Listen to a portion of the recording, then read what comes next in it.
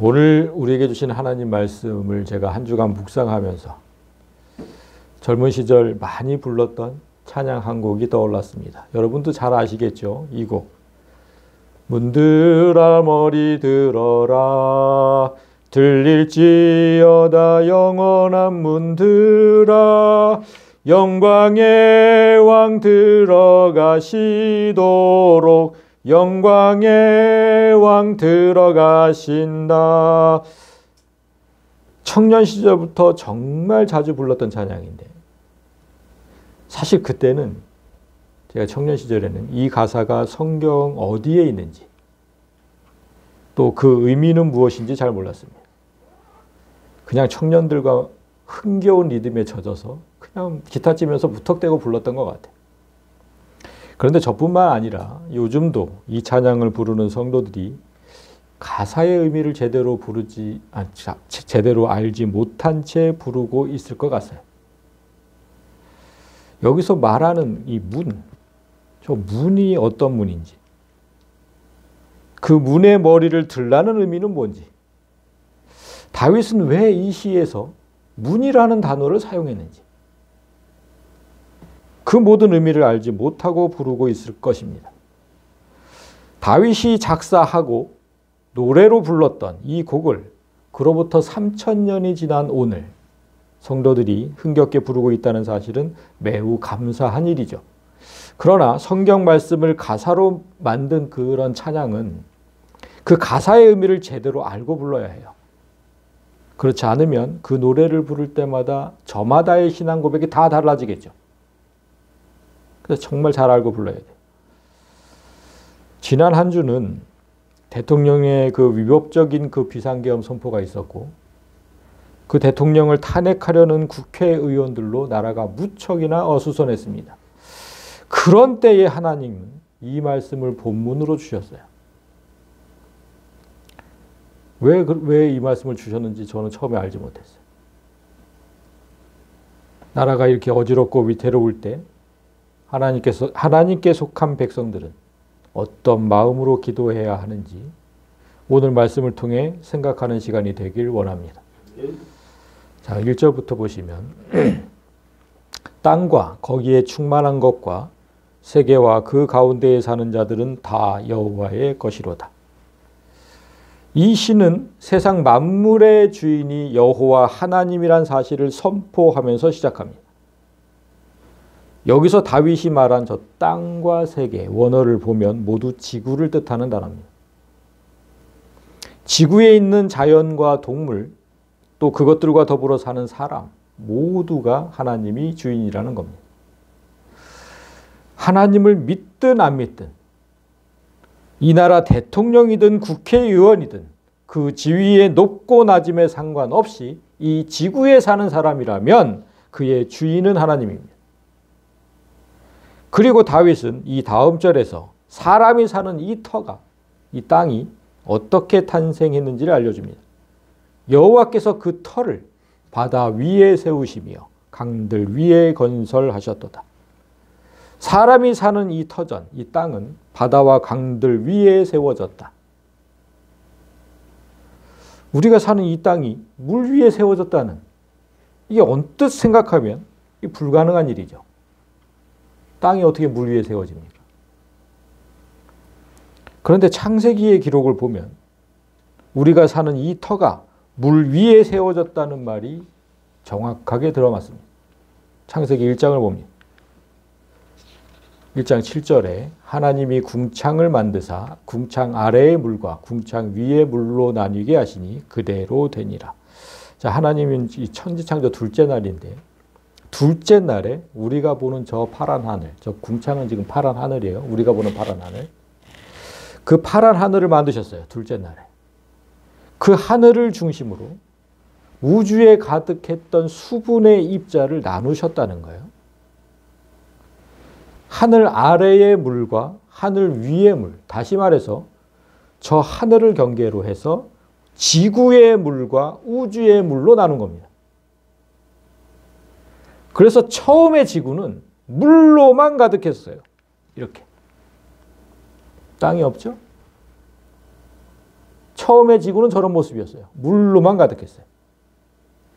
그러다가 다음 날이 돼서 하나님이 이르시되 천하의 물이 한 곳으로 모이고 묻히 드러나라 하시니 그대로 되니라.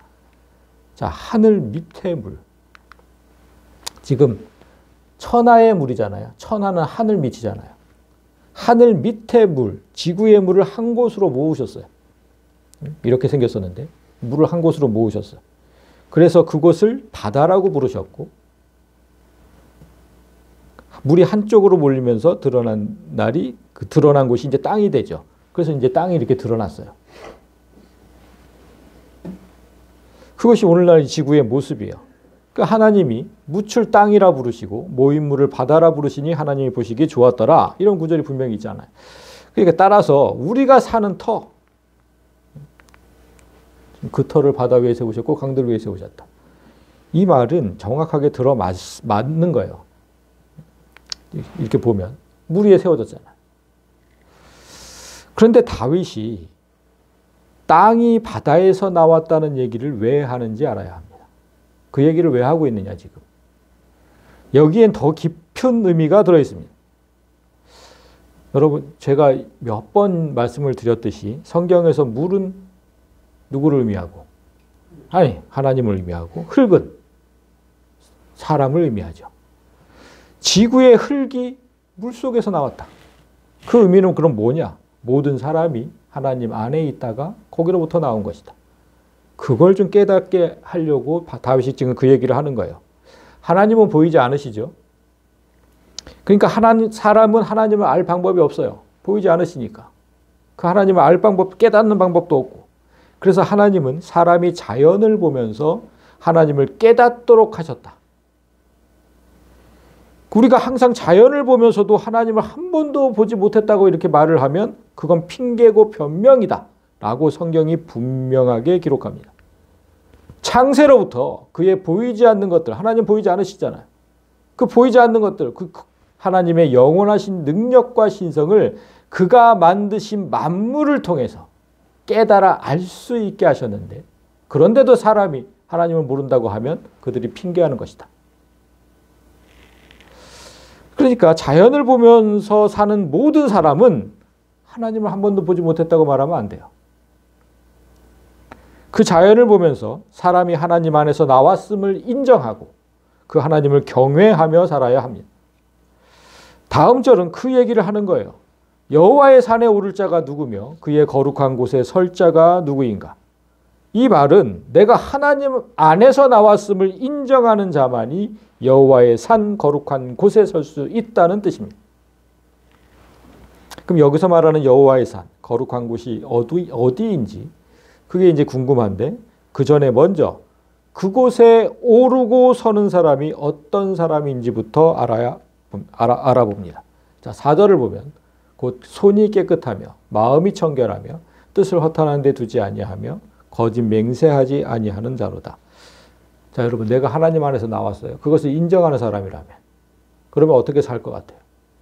지금 그 얘기하는 거예요. 손이 깨끗하며 더러운 죄를 짓지 않아요. 그런 사람, 그걸 인정하는 사람은 더러운 죄를 짓지 않으려고 해요.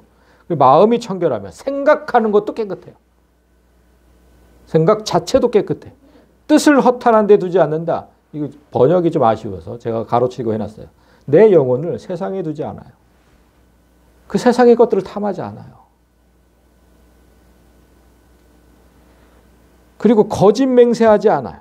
하나님 앞에 거짓 맹세하지 않는다는 거예요. 그러니까 말씀대로 살겠다고 했으면 그 약속을 좀 지키면서 살아야 되는데 그렇게 살지 않아. 근데 하나님 안에서 나온 사람은 그 약속을 지키며 살아요. 그런 자가 여호와의 산에 오를 수 있고 거룩한 곳에 설 수 있다는 뜻입니다. 그렇다면 그 여호와의 산과 거룩한 곳은 대체 어디냐? 여호와의 산과 거룩한 곳은 당연히 하나님이 계신 곳이겠죠. 이름 자체가 그렇잖아요. 하나님이 계신 곳. 그런데 다윗은 그곳을 어디라고 얘기했냐면 예루살렘이라고 얘기를 했어요. 여러분, 우리가 본 구절에 그런 게 있었어요? 예루살렘이 나왔어요? 근데 우리가 이미 보았던 구절에 그 사실이 남아 있었어요. 여호와의 산 거룩한 곳은 예루살렘이다. 어디 나와 있었어요? 여러분은 잘 안 보일 거예요. 여러분, 예루살렘이라는 이름의 뜻이 뭔지 아세요? 예루살렘 이름 뜻. 자, 예루는 기초라는 뜻이고, 살렘은 우리가 샬롬 할 때 그 샬렘에서 나온 거예요. 평안 이런 뜻이에요. 그러니까 평안의 땅, 평화의 땅, 뭐 이런 뜻이에요. 이게 어디서 우리가 지금 2절에서 터라는 단어가 나왔죠. 그러니까 다윗은 2절부터 나는 지금 예루살렘을 말하고 있다고 얘기한 거예요. 지난주 말씀에서 배웠듯이 구약은 신약의 그림자죠. 그렇다면 구약에서 말하는 예루살렘은 신약에서 나타난 무엇의 그림자였을까? 여러분, 구약은 그냥 예루살렘이 어떤 도시잖아요. 유대인의 수도, 뭐 도시 이런 거였잖아요. 그럼 신약에서는 뭘까요? 그럼 예루살렘이? 그걸 알아야 되는 거예요. 그걸. 무엇의 그림자였느냐? 그걸 항상 신약 성경이 가르쳐 주죠. 계시록 21장을 보면 21장 10절에 성령으로 나를, 그러니까 지금 요한계시록이니까 성령께서 요한이 나를 데리고 크고 높은 산으로 올라가 하나님께로부터 하늘에서 내려오는 거룩한 산 예루살렘을 보여줬대요. 하늘에서 쫙 내려오는 그 예루살렘을 보여줬대요. 근데 그 예루살렘을 보면 하나님의 영광이 있어 그 성의 빛이 지극히 귀한 보석 같고 벽옥과 수정같이 맑더라. 그리고 12절에서 크고 높은 성곽이 있고 12문이 있는데 문에 12천사가 있고 그 문들 위에 이름을 썼으니 이스라엘 자손 12지파의 이름들이라. 그러니까 구약의 예루살렘은 이스라엘의 수도였고 유대인들 그 신앙의 중심지였지만, 그런 공간을 의미했지만, 신약시대 구원받은 성도들에게 예루살렘은 성도들이 모인 곳, 즉 교회를 뜻합니다. 신약시대 교회의 그림자예요. 구약의 예루살렘은 교회의 그림자, 성도들이 모인 곳.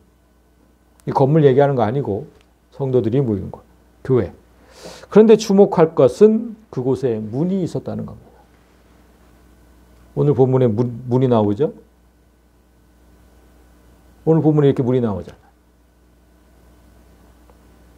여기서 문은 교회의 문이라는 겁니다. 영광의 왕 하나님이 들어가시도록 교회를 구성하는 성도들은 마음의 문을 열라는 뜻입니다. 여기까지 잠시 정리하고 갑니다. 자, 아까 내가 하나님 안에서 나왔음을 인정해야 한다고 했어요. 내가 하나님 안에서 나왔음을 인정하고, 이 구절이 그런 뜻이었어요. 그리고 그렇게 인정하는 자는 하나님을 경외하죠.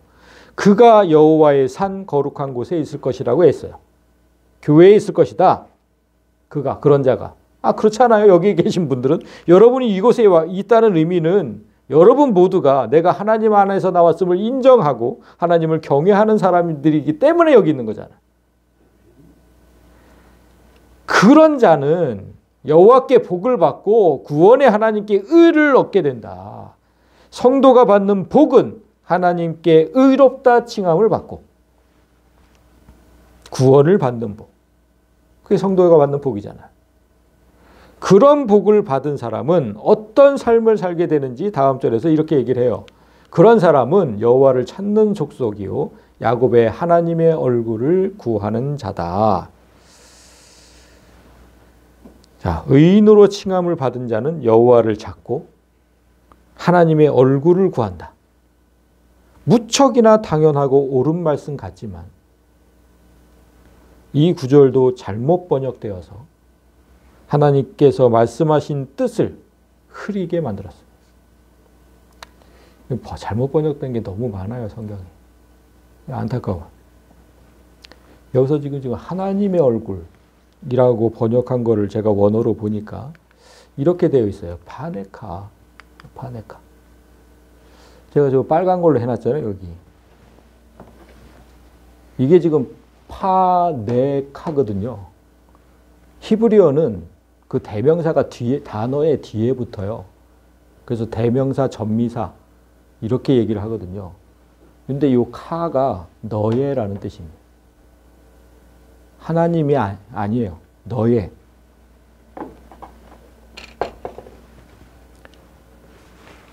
이게 번역이 잘못됐다 그러면 하도 뭐라고 증거를 대라는 사람이 있어서 제가 얘기를 한 거예요. 그러니까 하나님의 얼굴이 아니라 너의 얼굴이거든요. 그래서 정확하게 번역하면 이렇게 돼요. 성도는 여호와를 구하는 사람들이고 야곱의 얼굴을 찾는 자들이다. 이게 무슨 뜻이냐? 이 구절을 근데 이렇게 번역하지 않으면 7절부터 이어지는 그 문들이 머리를 들어야 하는 이유를 바로 설명할 수가 없어요. 그래서 전부 다른 해석을 해놓고 다르게 설교를 해놨어요.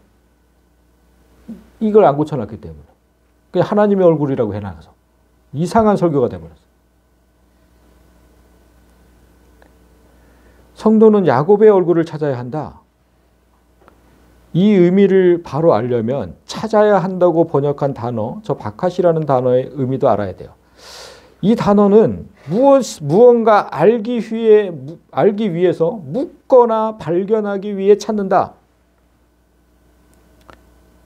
이렇게 쓰면 잘 모르겠으니까 이 단어가 어디에서 어떻게 사용됐는지 제가 보여드릴게요. 사사기 6장을 보면 6장 29절에 서로 물어 이르되 이것이 누구의 소행인가 하고 그들이 캐어 물은 후에 이르되 요아스의 아들 기드온이 이를 행하였다 하고 무슨 장면이냐면 기드온이 모두가 잠든 밤에 그 마을에 세워져 있던 우상들을 다 깨서 부셔버렸죠. 그리고 날이 밝아가지고 사람들이 일어나서 이게 누구의 소행인지 캐어 물어봤다. 그 단어가 이겁니다. 바카시. 조사했다는 거예요. 샅샅이 뒤져서 조사했다. 무언가 알기 위해 묻거나 발견하기 위해 찾았다. 이렇게 써있어요. 그러니까 단순히 찾는 게 아니라 열심히 뒤지고 추적한다는 뜻이 이 단어에 있는 거예요. 그렇다면 성도가 야곱의 얼굴을 찾아야 한다는 의미는 내 안에 야곱이 어디에 있는지 열심히 뒤지고 추적해야 한다는 뜻이에요.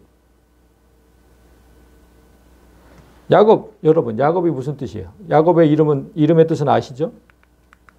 야콥, 발꿈치를 잡은 자, 속이는 자, 대신 들어 앉은 자, 찬탈자. 너무나 나쁜 이름이에요. 야곱이 쌍둥이형 에서의 발꿈치를 잡고 태어났다고 해서 이런 이름이 붙었잖아요. 참 부모가 참 이렇게 이름 지었다는 것도 놀라운데. 그래서 야곱의 삶은 항상 육체의 정욕을 따라 사는 삶이었어요. 형과 아버지를 속이고 장자의 권리를 가로챘고 그 때문에 형을 피해서 삼촌의 집으로 도망쳤고 그곳에서도 기만과 술수로 삼촌을 속여서 재산을 축적했고 이 사실이 드러나자 또다시 도주를 감행하던 자가 야곱입니다. 하나님은 이런 야곱에게 이스라엘이라는 이름을 주셨어요. 새로운 이름. 그렇다고 해서 야곱의 모습이 우리에게서 완전히 사라진 건 아니에요. 우리는 다 야곱인데. 그런 야곱이 사라진 게 아니에요. 이때부터 하나님께서 이스라엘 이름을 주신 그때부터 성도에게는 두 개의 마음이 있는 거예요. 하나는 원래부터 있던 야곱의 마음.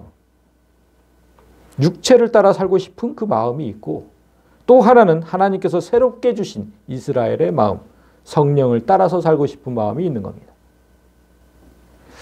육체의 마음은 육체를 가진 존재라면 모두 갖고 있습니다.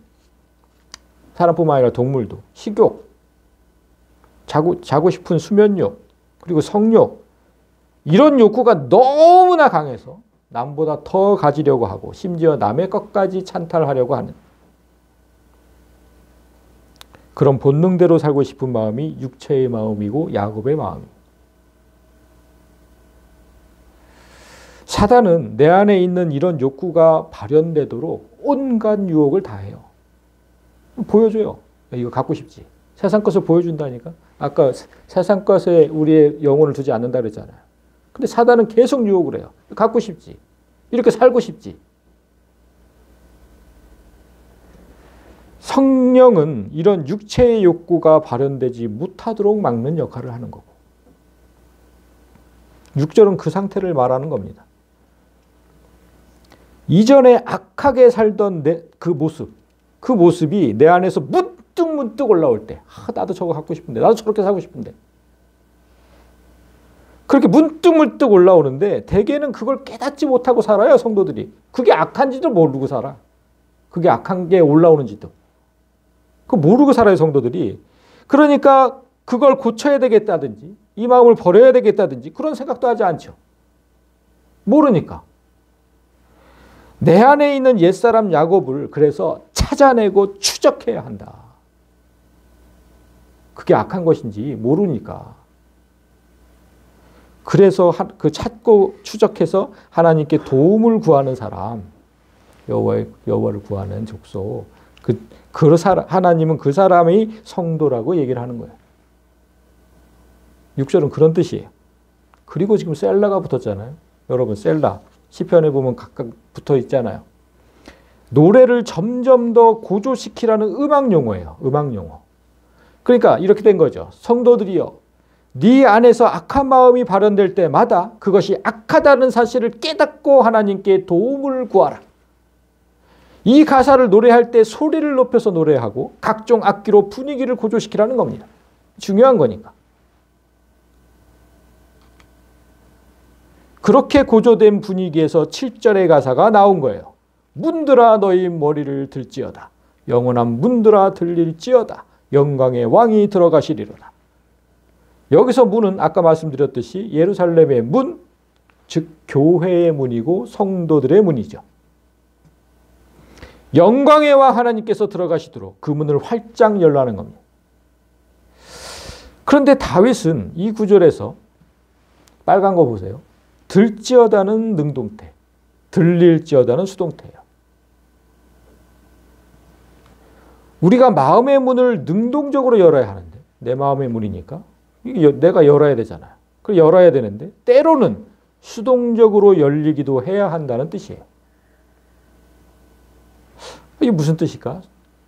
내 마음의 문은 내가 열어야 하는데 수동적으로 열림을 당해야 한다는 뜻은 뭘까? 이게 어떻게 이해해야 되느냐? 이게 무슨 뜻인지 다음 절에서 이제 힌트를 얻을 수 있습니다. 영광의 왕이 누구시냐? 강하고 능한 여호와 아니시냐? 전쟁에 능한 여호와시다. 내 마음의 문으로 들어오셔야 하는 분이 누구시냐면 전쟁에 능하고 강한 힘을 가지신 여호와 하나님이래요. 싸움에 강한 하나님을 말하고 있는 거예요. 다윗이 전쟁에 능한 하나님을 강조하는 이유는 이 6절 때문이에요. 6절에서 말한 이 우리 안에 있는 야곱 때문에. 내 안에 있는 그 옛사람 야곱은 너무나 강해요. 좀처럼 무너지지 않는다니까. 여러분 다 아시잖아요, 우리. 항상 나를 무너뜨리죠.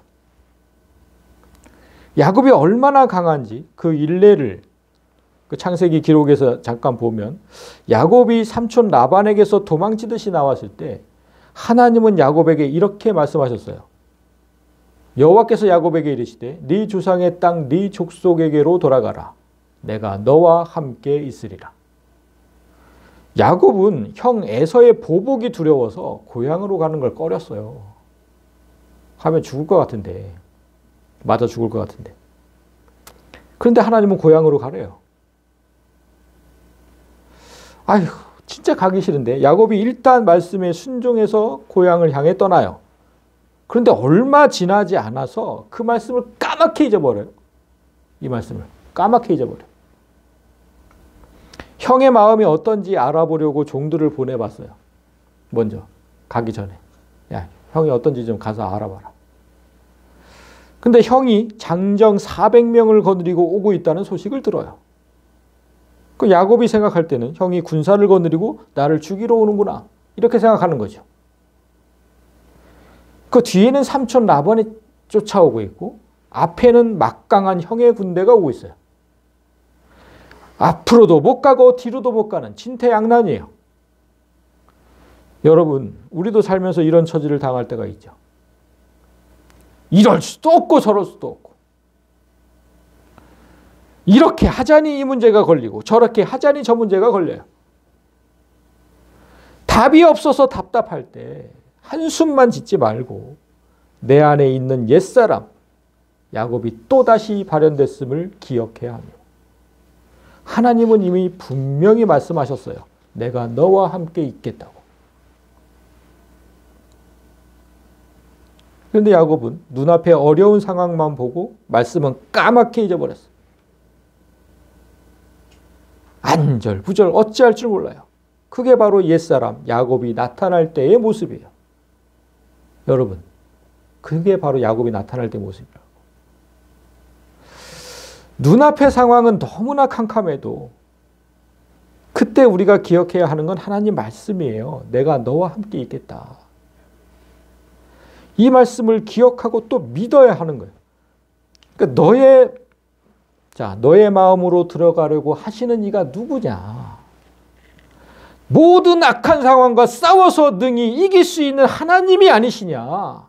그 얘기잖아요. 그러니까 그 마음의 문을 열어라. 그 하나님이 들어가시도록. 성도라면 이렇게 말씀을 기억하고 마음의 문을 능동적으로 열어야 해요. 그런데 때로는 아니죠. 아주 자주 우리가 마음의 문을 스스로 열지 않을 때가 있어요. 그때는 어떻게 해야 됩니까? 내가 스스로 열지 않을 때는. 그럼 다 죽어야 돼요? 맨날 그냥 고민하고 걱정하다가? 하나님은 그런 우리를 그냥 보고만 있지 않으세요. 어떤 방법을 사용하시는데 그 어떤 방법을 사용하실까요? 그때 내가 마음의 문을 열지 않을 때. 여러분, 이 기도문을 유심히 보십시오.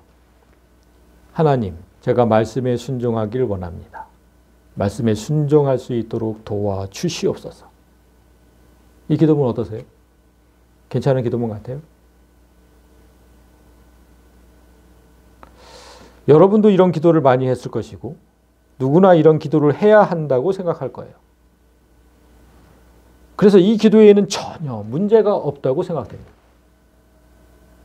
그렇죠? 문제 있어요, 없어요? 이 기도문에. 대답을 못하셔.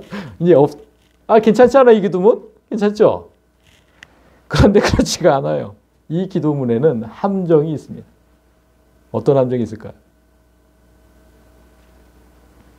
여러분 한번 생각해 보세요. 순종이 뭔지 생각해 보세요. 순종. 순종은 남에 의해서 하면 순종이 아니에요. 그건 순종이 아니에요. 내가 내 의지대로 복종할 때 그걸 순종이라고 하죠. 그 말씀에 순종하지 않는다고 해서 누군가 강압적으로 순종하도록 만든다면 그때부터는 순종이 아닌 거예요. 그렇죠? 따라서 순종할 수 있도록 도와달라. 하나님께. 그건 올바른 기도가 아니에요. 하나님은 우리 스스로가 순종하길 원하시는 거죠. 그게 진짜 순종인 거죠. 그럼에도 성도들이 이 기도를 계속 한다면 그러면 하나님이 어떻게 하실까요? 아버지 순종할 수 있도록 도와주세요. 도와주세요만 어떻게 하실까요? 매를 들고 때리세요. 순종하도록. 그러니까 매 맞기 싫으면 함부로 이런 기도를 하면 안 돼요. 그런데 여러분, 하나님이 그렇게 매를 들고 때리시는 건 최후의 수단이고요. 그건 정말 최후의 수단이고 하나님은 그 매를 들기 전에 우리 스스로가 순종할 수 있도록 인내심을 가지고 하시는 일이 있어요. 그게 뭐냐면 내 마음의 문이 열릴 때까지 말씀으로 계속해서 두드리는 겁니다. 계시록 3장 20절에 내가 문에 서서 네 마음의 문에 서서 계속 말씀으로 두드린다. 그래서 누구든지 내 음성, 내 말을 듣고 문을 열면 내가 그에게로 들어간다. 하나님은 계속해서 이 일을 하시는 거예요. 내 마음의 문이 열릴 때까지 말씀으로 계속 두드리세요. 너 그렇게 하면 안 돼. 이렇게 해야 돼. 계속 두드리는 거야, 내 마음의 문을. 우리는 옛사람 야곱이 내 안에서 살아날 때마다 문득문득 살아나잖아요. 그때마다 싸움에 능하신 하나님이 들어오시도록 내 마음의 문을 열어야 하지만 내 스스로 문을 열지 못하고 악에게 순종할 때, 자꾸 질 때 하나님은 그 마음의 문을 열도록 말씀으로 계속 두들긴다는 뜻이에요. 다윗은 이런 하나님의 은혜를 다시 한번 소리 높여서 노래하고 있어요. 9절에서 문들아 너희 머리를 들지어다 영원한 문들아 들릴지어다 영광의 왕이 들어가시리로다. 네 안으로 들어가시려는 분이 누구인지 제발 똑바로 알아라. 영광의 왕 아니시냐. 만군의 여호와께서 곧 영광의 왕이시 그분이 네 안으로 들어가시려고 하는데 왜 문을 안 여냐.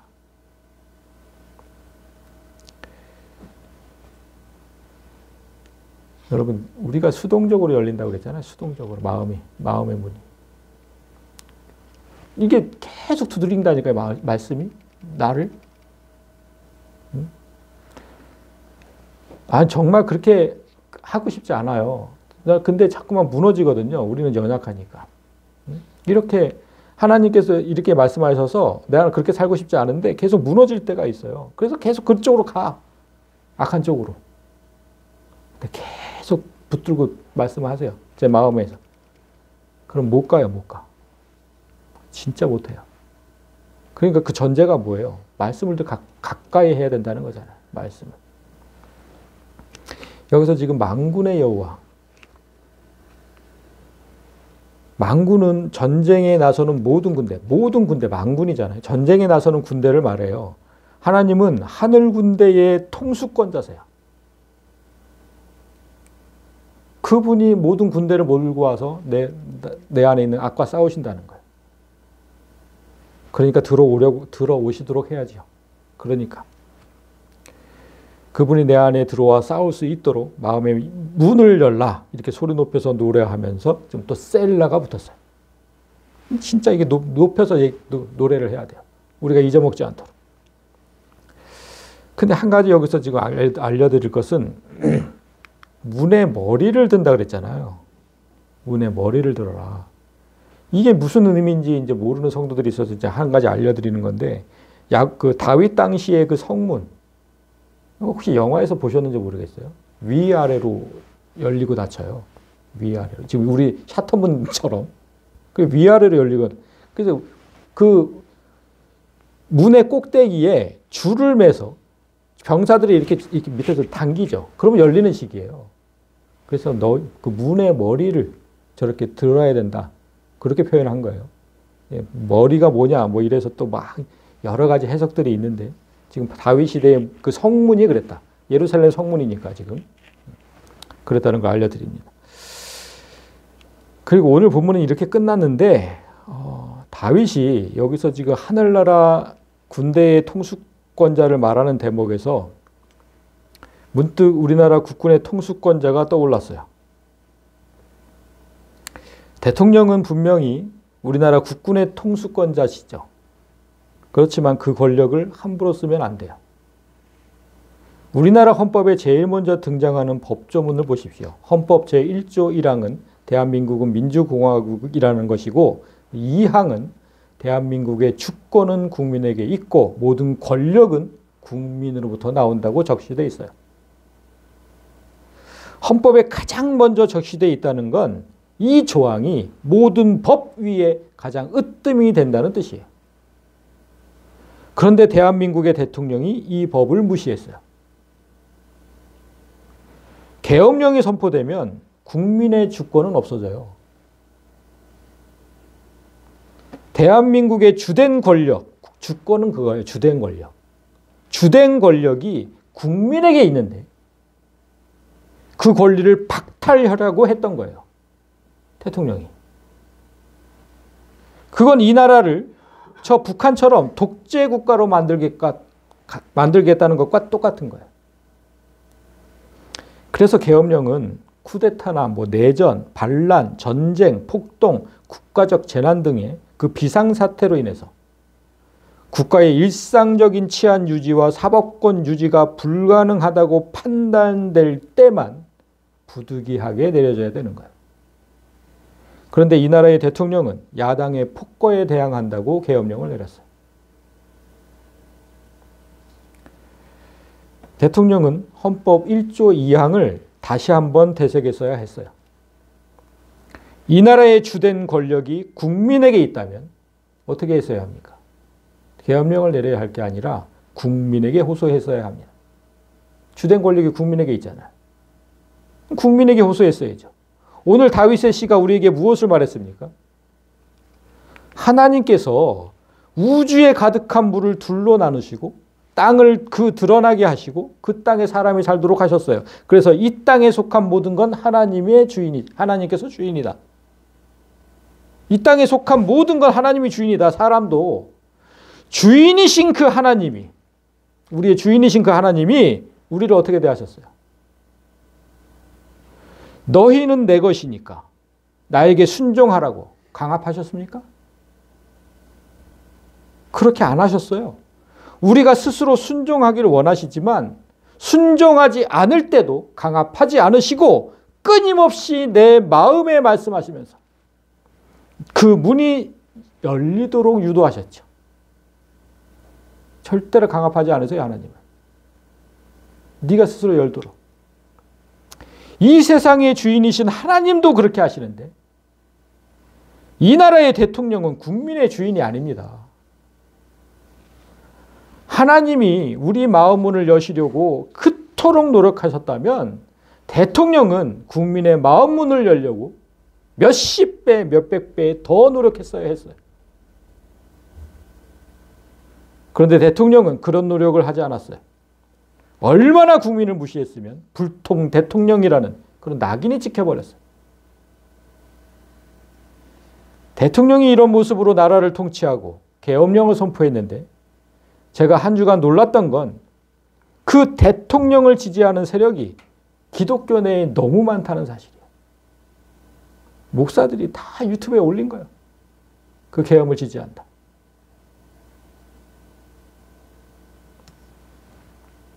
기독교의 일부 목사들이 대통령의 그 계엄령에 찬성하는 이유는 제가 알아요, 잘. 하나예요. 딱 좌파는 공산주의라. 그 인식이 그들 마음 깊게 깔려있기 때문이거든요. 저 북한의 정권이 기독교를 지금 인정하지 않고 있잖아요. 왜 인정하지 않을 것 같아요? 하나님의 말씀은 독재 국가에는 아주 치명적인 독과 같은 거예요. 그래서 기독교를 절대 인정하지 않는 거예요. 그래서 기독교 일부 목사들은 이 나라가 공산주의나 독재 국가가 되기를 원하지 않는 마음에서 대통령이 계엄령 선포할 때 그렇게 얘기를 했거든요. 종북 세력과 주체 사상을 신봉하는 반국가 세력을 척결하겠다는 그 이유가 있었거든요. 그래서 계엄령에 찬성한 거예요, 목사들이. 그런데 그분들이 착각하는 게 있어요. 계엄령이 내려지면 그때부터 우리나라는 독재국가가 되는 거예요.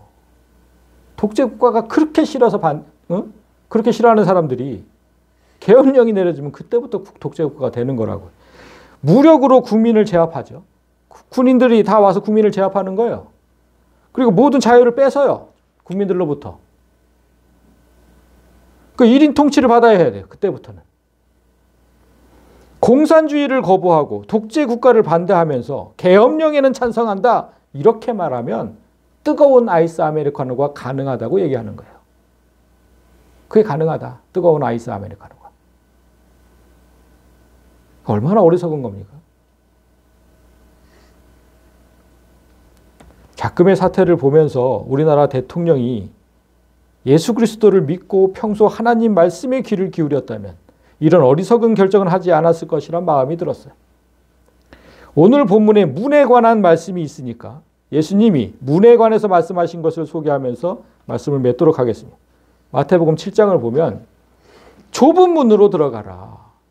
멸망으로 인도하는 문은 크고 그 길이 넓어서 그리로 들어가는 자가 많고 생명으로 인도하는 문은 좁고 길이 협착하여 찾는 자가 적다. 쉽고 편한 길은 언제나 멸망의 길이에요. 대통령이 자신이 처한 어려움을 쉽게 타게 하려고 한 번에 그냥 쉽게 타게 하려고 계엄령을 내린 건 멸망의 길이에요. 그가 지금 멸망의 길로 가고 있잖아요.